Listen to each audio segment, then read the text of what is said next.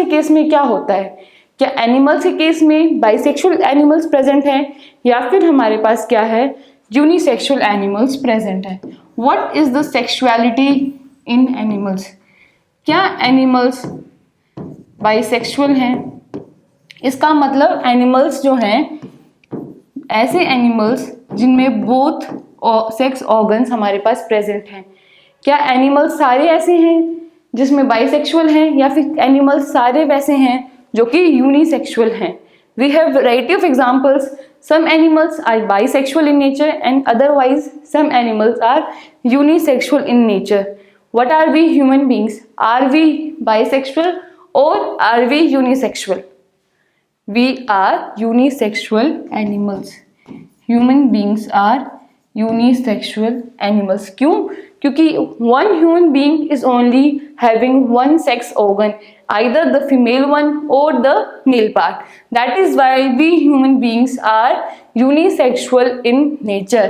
फिर हमारे पास ऐसे एनिमल्स का भी एग्जाम्पल आता है जो कि बाइसेक्सुअल है नेचर में, मतलब उनके पास फीमेल पार्ट और मेल पार्ट दोनों ही प्रेजेंट हैं।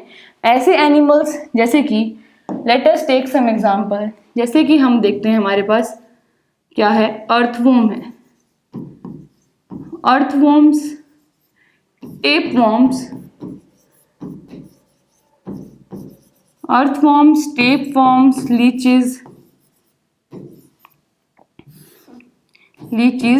ये हमारे पास एग्जाम्पल्स आते हैं किसके, बाइसेक्सुअल एनिमल्स के।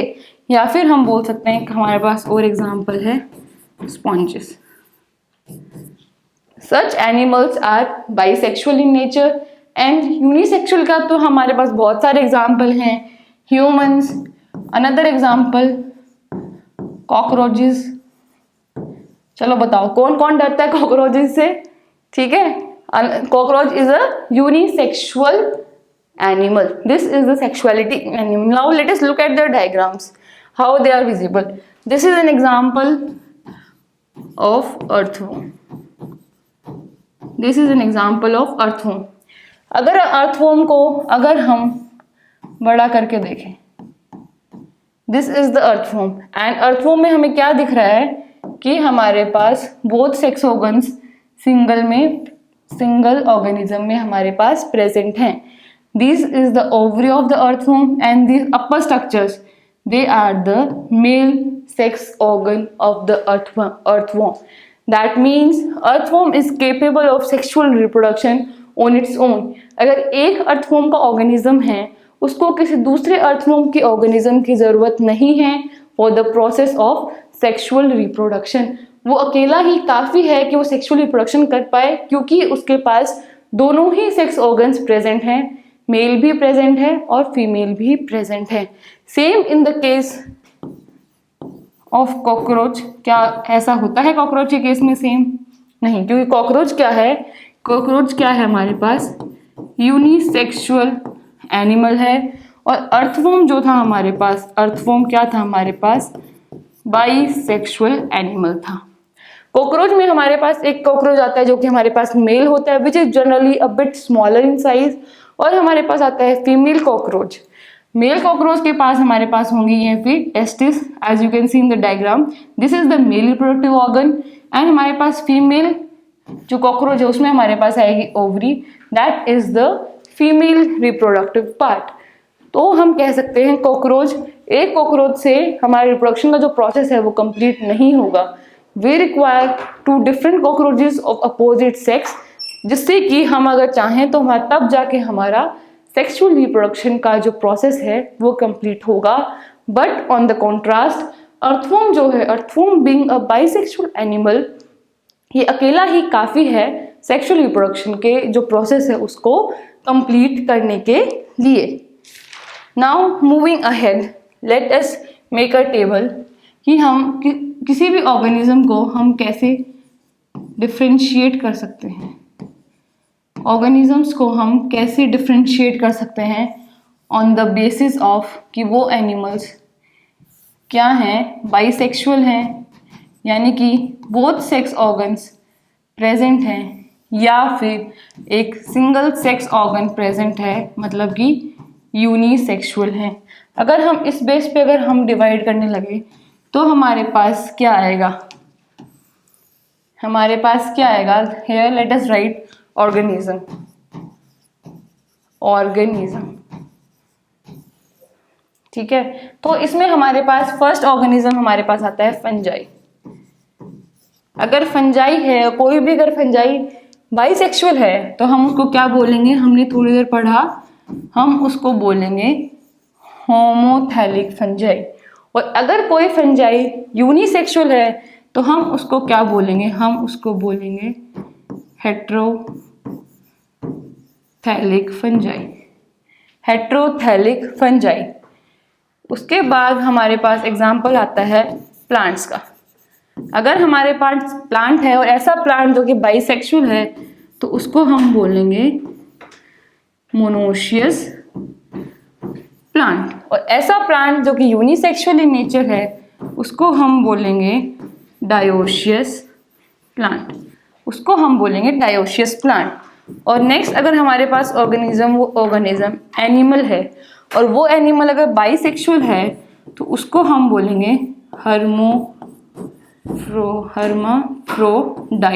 एनिमल। और अगर यूनिसेक्सुअल तो उसको सिंपली हम बोलते हैं यूनिसेक्सुअल एनिमल। जैसे कि हर्माफ्रोडाइट, जैसे कि हमने अर्थवॉर्म का एग्जांपल देखा, अर्थवॉर्म, लीचीज, टेपवॉर्म, स्पॉन्जेस, वो सब क्या हैं, वो सब है hermaphrodites. All those are hermaphrodites. Have you taken the screenshot of it? I was aside for just like 2 seconds and you can take a screenshot of it if you like and learn these terms. Learn these terms and remember them. Fungi, if fungi is bisexual then it is called homothelic, plant bisexual, monoecious, animal bisexual, hermaphrodite. Fungi unisexual, heterothelic, plant unisexual, dioecious, animal unisexual is just, we can use the term unisexual. There is no specific term for the animals which are unisexual because animals are generally unisexual animals. That is why there is no specific term used here. Next, अब हमारे पास आता है gametogenesis. Gametogenesis मतलब ऐसा process जिससे कि gametes हमारे बनते हैं। तो ऐसा कौन सा प्रोसेस जिससे गेमिट्स बनते हैं, दैट प्रोसेस इज गेमिटोजेनेसिस। हमारे पास क्या है, पेरेंट्स हैं, पेरेंट ऑर्गेनिज्म जो है, पेरेंट ऑर्गेनिज्म से ही हमारे पास गेमिट्स बनेंगे। पेरेंट ऑर्गेनिज्म रिगार्डलेस कि वो हैप्लॉइड है या फिर वो क्या है, डिप्लॉइड है। Parent organism regardless of the organism कि वो डिप्लॉइड है या हैप्लॉइड है, वो बनाएगा gametes which are always and always haploid in nature, which are always haploid in nature. Parent organism regardless of its being haploid or diploid in nature makes the gametes which are always haploid in nature. मतलब कि क्या हुआ, generally हम haploid को लिखते हैं refer as n and diploid we refer as 2n. That means the n is the number of the chromosomes present in the parent organism. n और 2n से आपको समझ आ रहा होगा कि n क्या है हमारे पास और 2n क्या है। यानी कि जो डिप्लॉइड ऑर्गेनिज्म है अगर वो गैमीट्स बनाएगा, अगर हमारे पास डिप्लॉइड ऑर्गेनिज्म है, अगर हमारे पास क्या है, डिप्लॉइड ऑर्गेनिज्म है यानी कि 2n है और वो बनाएगा गैमीट्स, और वो बनाता है गैमीट्स जो कि क्या है, n है यानी कि हैप्लॉइड है। किसी डिप्लॉइड पेरेंट को गैमीट्स बनाने के लिए 2n से n में जाने के लिए कौन सा प्रोसेस करना पड़ेगा, कौन सा प्रोसेस करना पड़ेगा, द प्रोसेस ऑफ मियोसिस। और हमारे पास अगर क्या है, अगर हमारे पास हैप्लॉइड पेरेंट है यानी कि n है, अगर वो बनाएगा गैमीट्स जो कि n है तो उसको कौन सा प्रोसेस करना पड़ेगा, उसको प्रोसेस करना पड़ेगा माइटोसिस का। माइटोसिस और मियोसिस क्या होते हैं ये तो आपने जूनियर क्लास में पढ़ा है। माइटोसिस में क्या होगा, क्रोमोसोम नंबर सेम रहता है, and meiosis which is the reductive division, उसमें क्या होगा, तो क्रोमोसोम नंबर है वो रिड्यूस हो जाता है। तो इस तरीके से हमारे पास बनते हैं गैमीट्स। अगर आपको कोई कहे कि कोई ऑर्गेनिज्म है, डिप्लॉयड ऑर्गेनिज्म है, उसका क्रोमोसोम नंबर, से फॉर एग्जांपल उसका क्रोमोसोम नंबर 12 है, तो जो गैमीट्स बनेंगे, गैमीट्स में क्रोमोसोम नंबर कितना होगा? 6 होगा, exactly the half of it. या फिर कोई कहे कि गैमीट्स हमारे पास 6 हैं, तो उसका पेरेंट का क्रोमोसोम नंबर कितना होगा? उसका पेरेंट का क्रोमोसोम नंबर होगा 12, exactly the double of it. And such cells, the cells which undergo mitosis और meiosis, such cells, what are these cells called? These cells are known as myocytes. या फिर भी let me write it again, या फिर let us see on the next slide. ये हमारे पास क्या है? एक टेबल है, this is the myocytes. myocytes का chromosome number, that is myocytes. I don't know what is happening with this pen. Something is missing every time I am writing something. That is okay, we'll work on it. तो हमारे पास क्या है? Myocytes हैं। Myocytes हम उन sales को बोलते हैं, these are those cells which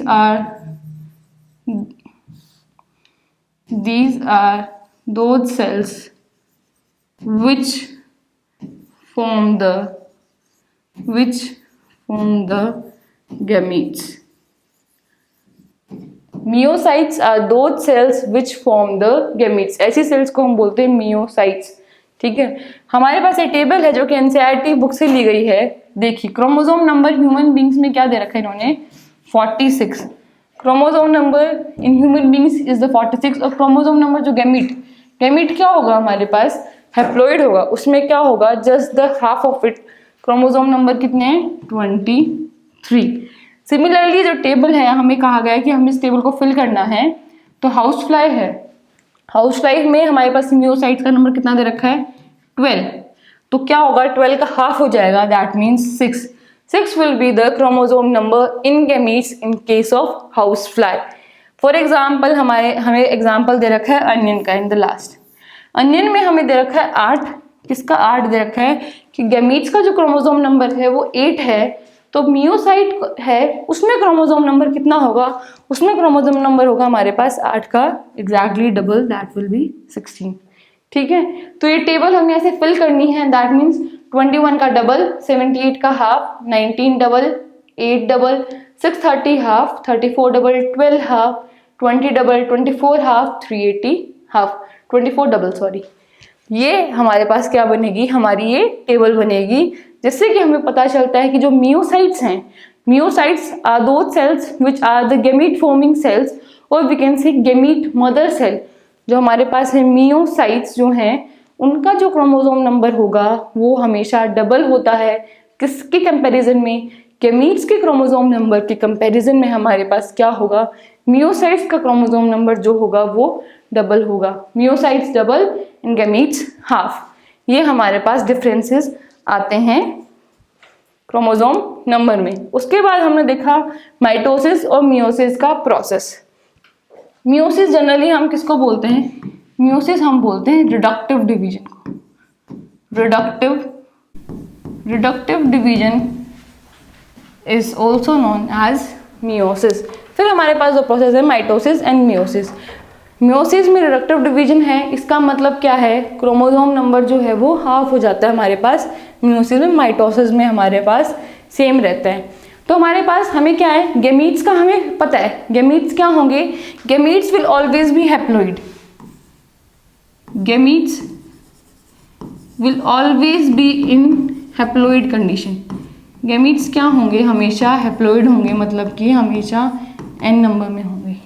तो ये हमारे पास अगर गैमीट्स बने, इसको हम n लिख दें, n n n n n n। Gametes हमारे पास क्या होंगे? n होंगे।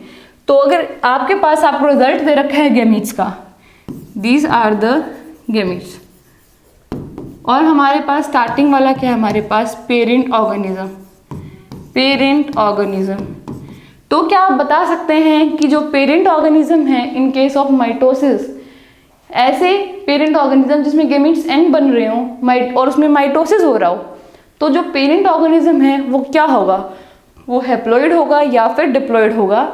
और सिमिलरली अगर हमारे पास मियोसिस है, गेमीट्स एन बन रहे हैं, रिडक्टिव डिवीजन हो रहा है, तो जो मियोसाइट्स हैं यानी कि स्पोर मदर सेल जो है उसका क्रोमोसोम नंबर क्या होगा, क्या वो हैप्लॉइड होगी या फिर वो डिप्लॉइड होगी। Can you tell by looking at this diagram that parent organism n होगा या 2n होगा? Can you tell just by looking at this diagram. इसका क्या आता है हमारे पास, देखिए मियोसिस 2n है क्योंकि हमारे पास यहाँ डिफ्रेंशिएट होगा, यहाँ हमारे पास आएगा n 2n। क्यों? क्योंकि हमारे पास this is just rearrangement, chromosomes rearrange है, chromosomes arranged themselves and then reductive division took place. इसमें क्रोमोसोम्स अरेंज नहीं है, here chromosomes rearrange themselves and then they have divided. That is what it means. अगर किसी parent organism में mitosis हो रहा है, किसी पेरेंट ऑर्गेनिज्म में हमारे पास माइटोसिस हो रहा है, किसी पेरेंट ऑर्गेनिज्म में अगर हमारे पास क्या है, माइटोसिस हो रहा है, इसका मतलब वो क्या है, वो हैप्लॉइड है नेचर में पेरेंट ऑर्गेनिज्म। अगर ऐसा पेरेंट ऑर्गेनिज्म जिसमें हमारे पास जो गैमीट्स बने हैं और उसमें मियोसिस हो रहा है, इसका मतलब वो पेरेंट ऑर्गेनिज्म डिप्लॉइड है। क्या मतलब है इसका? अगर गैमीट्स एन है, माइटोसिस हुआ, parent haploid in nature, gametes बने, मियोसिस हुआ, the parent will be diploid in nature. इस तरीके के आपके पास क्वेश्चंस बन के आ सकते हैं एग्जाम में कि मियोसिस हुआ है, डिप्लॉइड ऑर्गेनिज्म है, गैमीट्स का क्या होगा, गैमीट्स का क्रोमोसोम नंबर क्या होगा, n या 2n, that means n। Gametes का तो हमेशा n ही रहना है, बट पेरेंट्स का जो है वो हमारे पास चेंज हो सकता है, हैप्लॉइड और डिप्लॉइड। हैप्लॉइड होगा तो क्या होगा हमारे पास, माइटोसिस का प्रोसेस, और डिप्लॉइड होगा तो हमारे पास क्या होगा, मियोसिस का प्रोसेस हमें देखने को मिलेगा। यहाँ पे हमारा खत्म होता है गैमीटोजेनेसिस।